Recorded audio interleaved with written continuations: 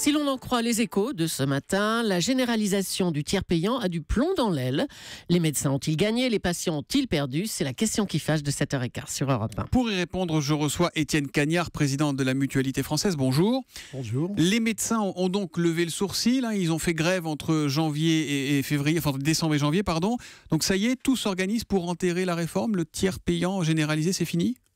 Écoutez, je n'ai pas cette information et aujourd'hui, je ne vois pas d'ailleurs ce qui pourrait conduire à renoncer. On voit bien que le renoncement à cette mesure, qui n'est pas l'essentiel de la réforme nécessaire de notre système de santé, serait quand même un très mauvais signal dans la lutte contre le renoncement aux soins. N'oublions pas que nous sommes encore dans un pays dans lequel à peu près 20% des patients déclarent renoncer ou différer des soins.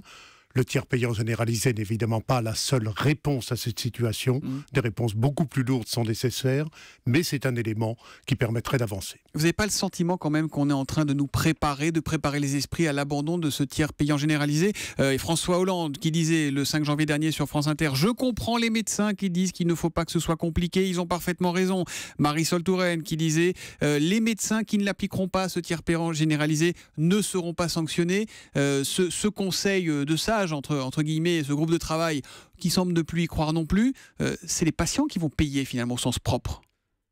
Ce qu'il faut, c'est dédramatiser cette question. N'en faisons pas un symbole de notre incapacité à réformer un système qui est aujourd'hui inadapté. La simplicité, telle que le président de la République l'a évoquée, est nécessaire. Nous avons mis au point, les complémentaires, dans leur ensemble, un système qui répond à toutes les exigences des médecins. Donc, les aspects techniques ne peuvent plus être évoqués pour s'opposer à cette mesure de tiers payant. Ce sont des prétextes pour vous? Les médecins qui disent c'est trop compliqué, c'est trop long, on ne sait plus par qui on va être remboursé, ça va prendre des plombes, ça c'est des... Cette mesure doit entrer en vigueur le 1er janvier 2017. Anticiper aujourd'hui, début mars 2015, des difficultés qui sont en train d'être résolues techniquement, puisque depuis novembre dernier, les complémentaires ont considérablement travaillé et on sait qu'on aura un système de vérification des droits en ligne comme une carte bleue. Est-ce qu'aujourd'hui, on s'inquiète quand on va faire un achat chez un commerçant du nombre de banques qui sont connectées au système de carte bleue? Évidemment non. Ça fonctionnera de la même façon, mais je crois que nous sommes face à un malaise de la médecine libérale qui vit dans un système qui n'est plus adapté aux enjeux économiques, aux enjeux d'organisation, aux enjeux de santé, au vieillissement de la population. Et nous continuons à vivre dans une opposition stérile médecine libérale-hôpital qui n'a plus de raison d'être. Vous, en tout cas, le président de la Mutualité française, Étienne Cagnard, vous dites techniquement, non seulement c'est possible, mais ça peut être simple. C'est simple. Aujourd'hui, il y aura un système d'ouverture des droits en ligne. Dans le cabinet du médecin, les droits des complémentaires seront vérifiés en même temps que les droits à la sécurité sociale. Et dès l'instant que la carte vitale aura été introduite dans le lecteur, comme une carte bleue chez le commerçant, le médecin aura la garantie d'être payé. Donc, ne nous réfugions pas derrière des aspects techniques, derrière une complexité apparente qui plus est, va évoluer d'ici 18 mois, mais regardons les problèmes qui sont les problèmes de notre système de santé.